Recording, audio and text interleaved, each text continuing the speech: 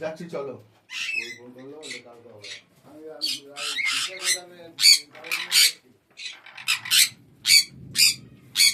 তোকে তো আমি এই পেয়ারটার কথা বললাম, নিয়ে যা, কালকে দিয়ে দেবো খাঁচা করে। ঘর করছি, আমার ওদিকে বাচ্চা হচ্ছে।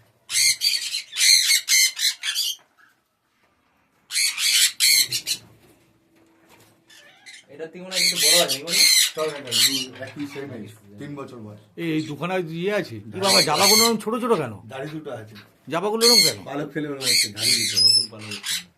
ওই যে পারলে কোনো দুটো উপরে, ব্ল্যাক ক্যাপ কুনুর বলে এটাকে।